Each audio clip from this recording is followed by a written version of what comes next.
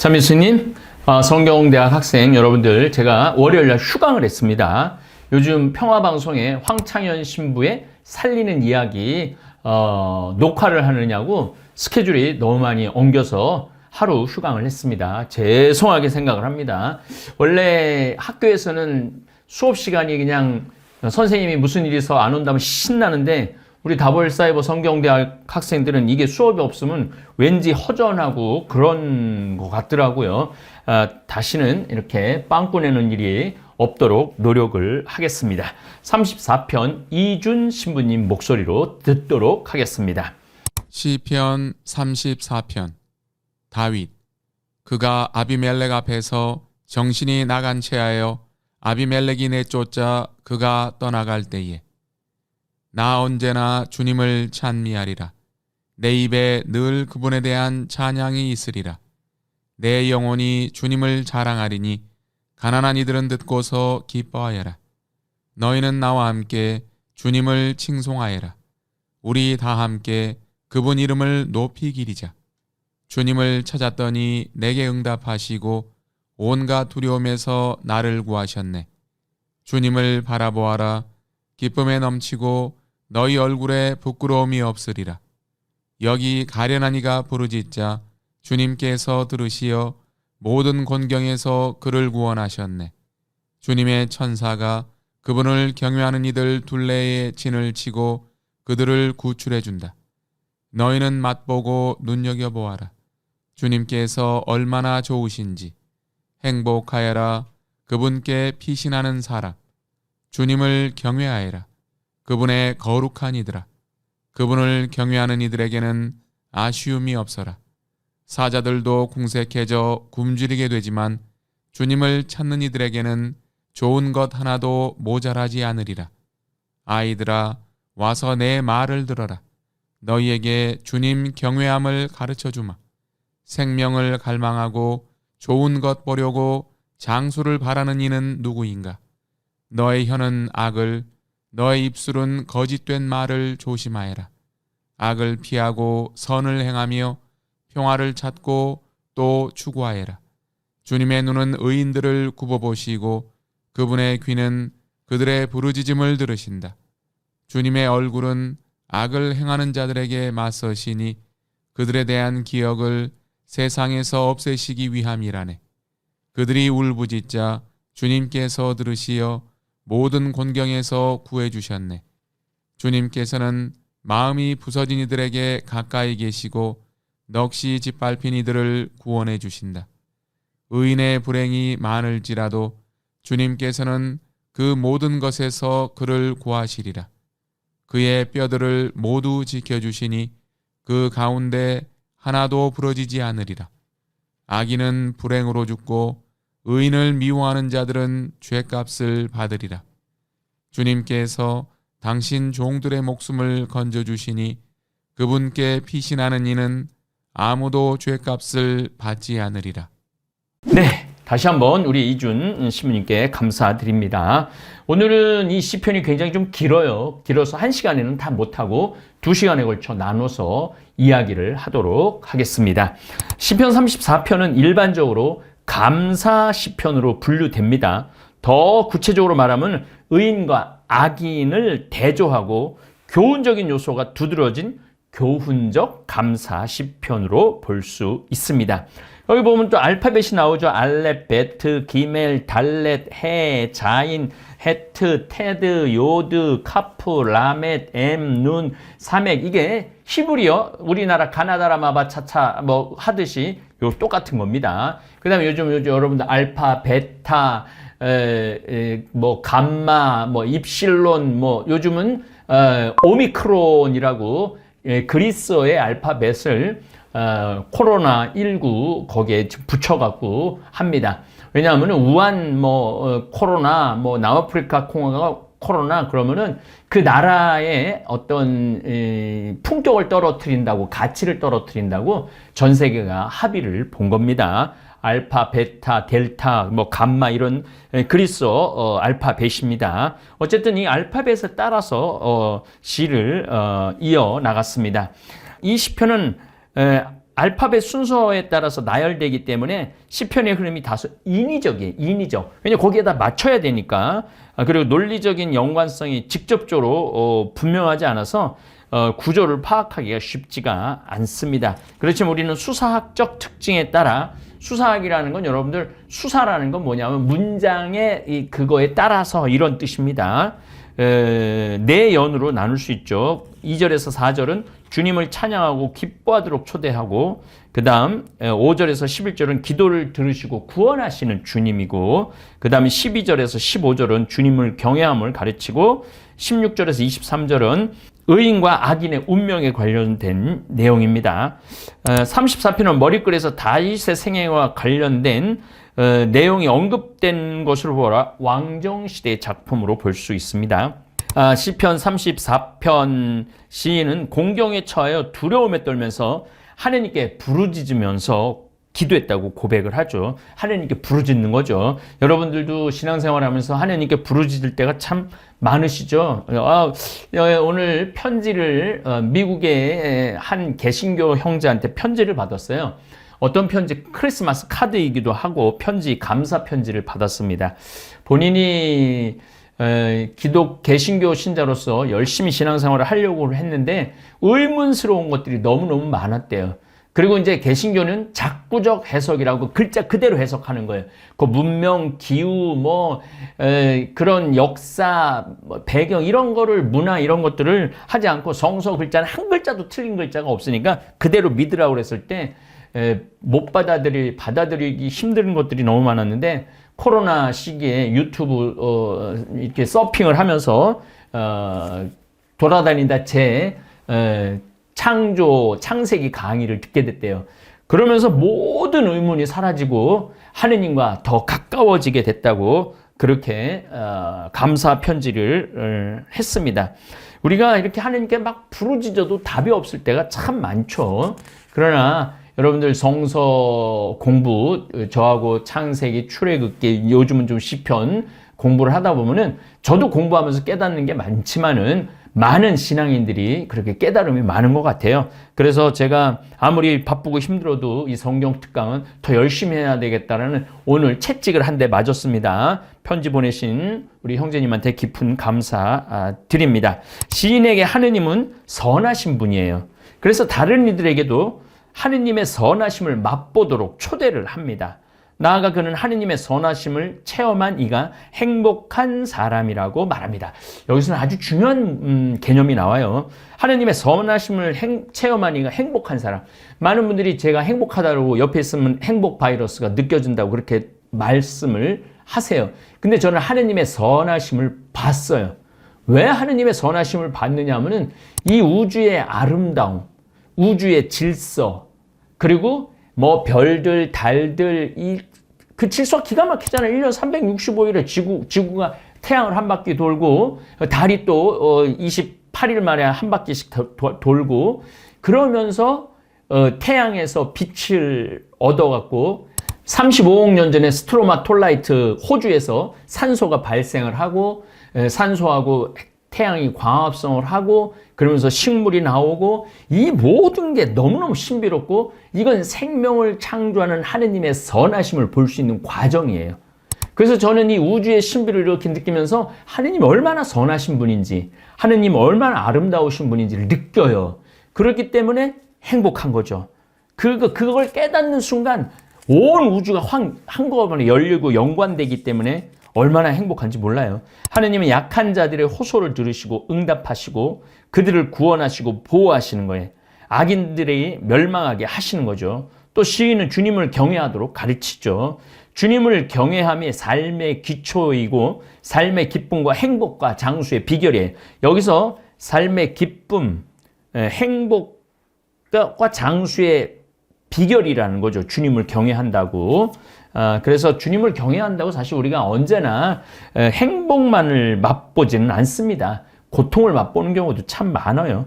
그렇지만 고통 안에서 또 하느님의 섭리를 깨닫고 고통 안에서 우리가 한 단계 더 성숙하는 그러한 과정을 겪죠. 저도 이렇게 성장 과정을 보면은 고통스러웠을 때 가장 하느님한테 많이 절규했고 그 고통을 통해서 또 다른 지평이 한 번 열리고 또 고통을 통해서 또 다른 지평이 열리고 이제 40이 된 부록의 나이에서는 그렇게 막 혼란스럽지 않은, 그리고 지금 50 지천명의 나이에서는 하늘의 뜻을 좀 느끼고 알고 있으니까 좀 요즘은 이렇게 풍랑, 쉽게 말하면은 잠심의 세계라고 그래요. 잠심.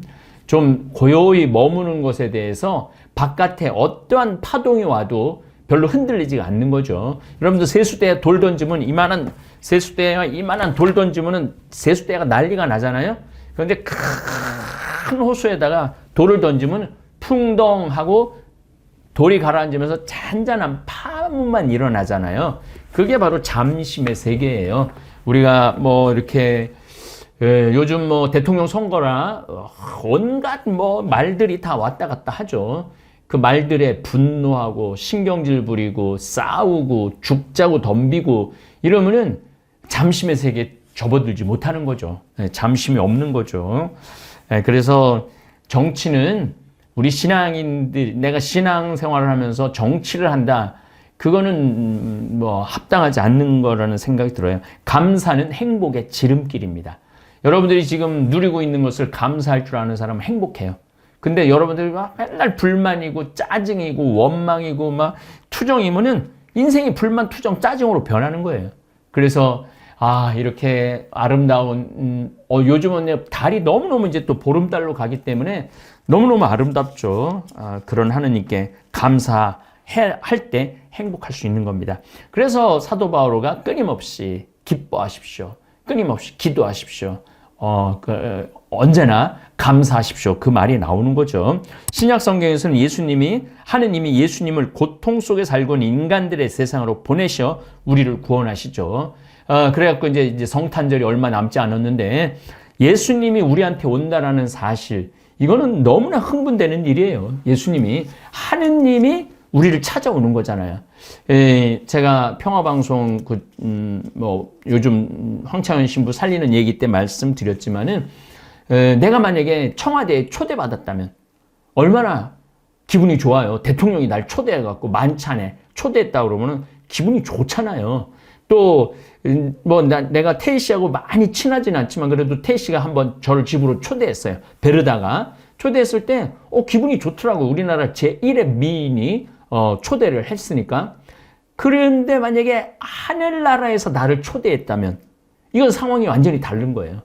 그러니까 하늘나라에서 날 초대하기 위해서 예수님이 이 세상에 오셨잖아요. 그러니까 정말 예수님의 성탄이 우리 인간에게는 얼마나 영광된 일인지 모릅니다. 어쨌거나 하여튼 오늘날도 열심히 신앙생활하는 많은 이들은 어려움과 고통을 당하고 있죠. 그러나 우리는 두려워할 필요가 없어요. 성령께서 몸소 말로 다할 수 없이 탄식하시며 우리를 대신해서 간구해 주시기 때문이에요. 예수님이 로마서 8장 26절에 나온 얘기죠. 성령께서 우리를 위해서 간구해 주시거든요. 여기 머리글이 다윗 그가 아비멜렉 앞에서 정신이 나간 채 하며 아비멜렉이 내쫓자 그가 떠나갈 때, 이 다윗의 노래입니다. 사무엘 21장 상권 11절에서 16절에 나오는 다윗의 얘기가, 노래가 나온 거죠. 그 다윗의 노래인 거죠. 사무엘기의 본문에 등장하는 필리스티아 임금은 아비멜렉이 아니라 아키스입니다. 다윗은 사울의 위협을 피해, 사울이 다윗이 더 유명해지니까 사울왕이 다윗을 자꾸 죽이려고 그러죠. 피해 갓 임금 아키스에게 피신했지만 아키스의 신하들이 그를 알아보는 순간 가슴이 뜨끔해서 미친 척을 하면서 위기를 모면하죠. 다윗이. 아비멜렉이라는 뜻은 여러분 아비멜렉 많이 들었죠. 나의 아버지는 임금이다라는 뜻으로 필리스타 임금들의 공식 칭호예요. 그러니까 문재인 대통령, 문재인은 이름이고 대통령 칭호가 아비멜렉하고 똑같은 거예요. 이것은 마치 파라오가 이집트 임금들의 칭호인 것과 같죠. 투탕카멘은 파라오의 원래 이름이고 파라오는 임금을 지칭하는 명칭인데 아비멜렉이 바로 그러한 명칭을 뜻하고 있습니다. 찬양은 성전 전례에서만 이루어지는 것이 아니고 기쁠 때나 고통스러울 때나 삶 전체에서 이루어지는 거죠. 인생의 참된 의미는 말과 행동으로 하느님께 영광을 드리는 거죠. 그래서 우리가 고통스러울 때, 힘들 때도 하느님께 부르짖고 하느님의 그 경외하심을 의심하지 말아야 돼요. 경외하는 그 마음을. 찬양은 주님을 자랑하는 거예요. 참 좋은 말인 것 같아. 찬양은 주님을 자랑하는 거예요. 나 언제나 주님을 찬미하리라. 내 입에 늘 그분에 대한 찬양이 있으리라. 내 영혼이 주님을 자랑하리니 자랑하는 거예요. 주님을 자랑하는 게 제가 하느님 자랑 많이 하죠. 예수님 자랑 너무 많이 하죠. 그게 바로 찬양이에요. 자랑하는 게. 그래서 예수님이 하느님이 내가 뭘 좀 할까? 하면 딱딱 보내주신다고 그런 얘기를 했는데 그러한 내용들이 전부 다 하느님의 영광을 자랑하는 거죠. 자랑과 찬양은 동의어입니다. 구원받은 사람의 감사 노래를 주님을 자랑하고 가난한 이들에게 증언과 메시지가 되는 거죠. 가난한 이들은 듣고서 기뻐하여라. 자랑을 하고 가난한 사람은 듣고 기뻐하라는 얘기죠. 이 자랑은 자신의 부, 능력, 지혜, 가족에 대한 자랑이 아니고 주님에 대한 자랑이기 때문에 자신을 자랑하는 것과는 완전히 다른 내용입니다. 사도 바울은 자랑하려는 자는 주님 안에서 자랑하라라고 이야기를 하죠. 그래서 여러분들도 하느님을 주위 사람들한테 많이 자랑하세요. 온 우주를 이렇게 아름답게 창조하시고 인간에게 선물로 주신 하느님, 그리고 그 하느님이 인간에게 찾아오심, 이게 초청받아 갖고 오셨는데 하늘의 청와대에서 인간이 나한테 온 거예요. 사실은 우리 김태희 베르다 씨가 평창에 찾아오는 거, 그거 기분 좋은 일이죠. 문재인 대통령이 평창에 찾아오는 거, 이것도 상당히 기분 좋은 일이죠. 그런데 하늘의 아들 예수님이 이 평창에 찾아오는 거, 이거는 좋아할 일이 아니라 춤추고 기뻐 뛰놀 일이 아닌가 그런 생각을 합니다. 가난한 이들은 듣고서 기뻐하여라. 너희는 나와 함께 주님을 칭송하여라. 우리 다 함께 그분 이름을 높이자. 가난한 이들은 그 궁핍함으로 인해 오직 주님만을 의지할 수밖에 없는 거죠. 뭐 돈에 의지하겠어요? 권력에 의지하겠어요? 스스로 가진 게 아무것도 없어서 하느님 모든 것을 하느님께 의지할 수밖에 없는 거죠. 그저 기다리는 사람들이죠. 그래서 예수님은 가난한 이들이 하늘나라에 더 쉽게 올라간다는 거예요. 부자들은 돈에 기댈 수도 있고 부에 기댈 수도 있고 권력에 기댈 수도 있는데 가난한 이는 오로지 하느님한테만 기대기 때문에 구원의 하늘나라에 가까운 거죠. 칭송하여라로 옮긴 히브리 말은 지극함은 위대하게 하여라 이런 뜻입니다. 인간이 하느님을 위대하게 만들 수는 없어요. 이미 하느님은 그 자체로 위대하시기 때문이에요. 그래서 위대함을 칭송하자는 거죠. 두려움에서 벗어나는 것이 구원입니다. 예수님 우리에게 육신은 죽여도 영혼은 죽이지 못하는 자를 두려워하지 마라. 오히려 영혼도 육신도 지옥에서 멸망시킬 수 있는 분을 두려워하라. 여기 굉장히 중요한 개념이 나왔어요. 지옥이 나왔어요. 근데 여러분들 창세기 1장부터 마지막까지 이제 마카보에 가서는 천국, 지옥 얘기가 조금 나오는데 지옥 얘기가 하나도 안 나와요. 지옥에 대한 개념은 누가 와서 정확하게 세워주냐면 예수님께서 오셔서 정확하게 지옥 개념을 세워줘요. 다 뒤집어 말한다면 천국 개념도 누가 세워줘? 예수님이 천국 개념도 완전하게 세워줘요.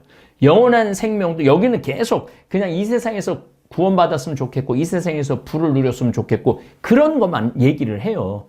그래서 영원한 하늘나라, 하느님의 나라를 정확하게 알려주신 분은 예수님이라는 거예요.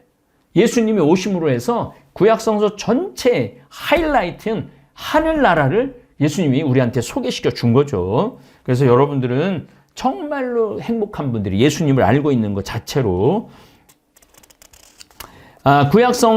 이제 천사 얘기를 조금 이따가 좀 드리겠습니다. 주님을 찾았더니 내게 응답하시고 온갖 두려움에서 나를 구하셨네. 주님을 바라보아라. 기쁨에 넘치고 너희 얼굴에 부끄러움이 없으리라. 예수님을 믿는 우리들은 부끄러움이 없죠. 너무너무 자랑스럽고 당당하죠. 우리 가톨릭 신자들은 그렇게 좀 당당했으면 좋겠어요. 여기 가련한 이가 부르짖자 주님께서 들으시어 모든 공경에서 그를 구원하셨네. 모든 궁병에서 우리를 구원한다는 거죠. 주님의 천사가 그분을 경외하는 이들 둘레에 진을 치고 그들을 구출해 준다. 이거 보세요. 주님의 천사가 그분을 경외하는 이들 둘레에 진을 치고 그들을 구출해 준다. 이게 뭐냐면 전쟁에서도 우리가 전쟁에서 구원받고 가난에서 굶주림에서 구원받고 이런 의미를 지니고 있습니다. 구약 성경에서 주님의 천사는 불가사의한 모습입니다. 그는 대개 하느님의 메시지를 전달하거나 지상에서 하느님의 목적을 수행하기 위해 인간의 모습으로 때로는 날개를 달고 이 세상에 오죠. 때로는 주님과 주님의 천사를 구별하기 어려워요. 신의 아들이 뭘 했다. 주님의 천사가 하느님하고 동격인 경우도 애매하게 그런 경우도 있습니다. 그러나 확실한 것은 천사는 하느님과 인간 사이의 소통을 중개하는 하느님의 사자로서 역할을 했던 거죠. 멀게는 아브라함에게 주님의 천사가 나타나고 가깝게는 마리아에게 주님의 천사가 나타나고 엘리사벳에게 주님의 천사가 나타나죠. 그리고 우리는 모두에게 수호 천사가 다 한 분씩 인간에게 있다라는 거예요.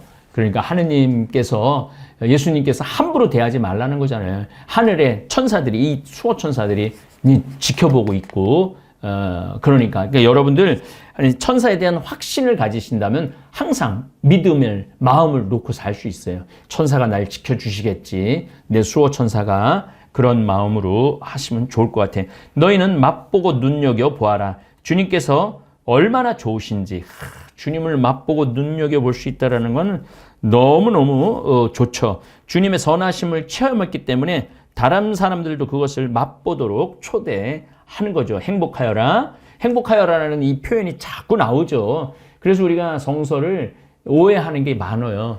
성서는 하지 말아라만 있는 줄 알았더니 이거 행복하라라고 자꾸 그러네. 그분께 피신하는 사람, 주님을 경외하여라. 그분의 거룩한 이들아. 그분을 경외하는 이들에게는 아쉬움이 없어라. 여기 이제 사자 얘기가 나와요. 사자들도 궁색해져 굶주리게 되지만 주님을 찾는 이들에게는 좋은 것 하나도 모자라지 않으리라. 이 사자 얘기까지 오늘 좀 공부를 하도록 하겠습니다. 사자들과 주님을 찾는 이들이 대조를 이루죠. 사자는 이 짐승들의 최강자죠. 힘이 무섭고 힘이 세고 자기 먹이를 확실하게 찾을 수 있죠. 특히 젊은 사자는 육체적 욕구를 채우는데도 자급할 수 있다는 자부심을 상징하죠. 주님을 찾는 이들은 자급하지 못하고 다른 존재에 의지하게 되는데 전적으로 하나님께 의존해 있는 거죠. 자기 능력으로 자급자족하는 자들도 굶주릴 수 있지만은 주님을 찾는 이들은 부족함이 없다라는 것이죠. 그들은 틀림없이 부를 받을 거라는 거예요. 부유한 사람들은 세상이 주는 것들에 대한 불확신 속에서 살죠. 그렇지만 하느님이 주는 부는 결핍되지 않고 남아있죠. 왜냐하면 이들 부는 주님을 두려워하는데 일어나기 때문이죠. 이게 무슨 얘기냐면은 하느님, 예수님이 너희들은 가난해도 상관없다. 너희들은 나의 일꾼이니까 먹을 걸 주겠다. 그래서 우리 사제들이 아무 어떤 생산활동을 하지 않아도 먹을 거를 얻을 수 있으니까 그래서 사자가 궁핍해져서 굶주리게 되어도 너희는 그런 일이 없을 거라는 이 말씀 저는 100% 이해하고 받아들입니다. 여러분들도 인간적 지혜에 인간적 욕심에 매달리다 보면 언젠가 발에 걸려져서 넘어질 거예요. 그러나 하느님의 지혜를 우리가 알고 깨닫고 살아간다 그러면은 우리는 아무리 어려운 상황에서도 궁핍해지지 않을 겁니다. 돈이 많다고 부유한 건 절대 아닙니다. 저 사람 정말로 잘 살아. 집에 벤츠가 있고 3층짜리가 있고 3층 안에 엘리베이터가 있고 그건 잘 사는 집이 아니에요. 그 집 근데 아빠는 나가서 바람 피고 엄마도 나가서 바람 피고 애들은 애들대로 그냥 마약하고 그런 집이 잘 사는 집은 아니죠. 어떤 집에 가난하더라도 부부가 서로 아끼고 사랑하고 아이들은 부모님께 순명하고 어려운 이웃을 돌볼 줄 알고 하루 한 끼에 끼니에도 감사할 줄 아는 집이 잘 사는 집이에요. 그래서 여러분들도 정말 잘 사는 분들, 하느님으로 해서 인해서 부유한 분 되시기를 바라겠습니다. 예, 감사합니다.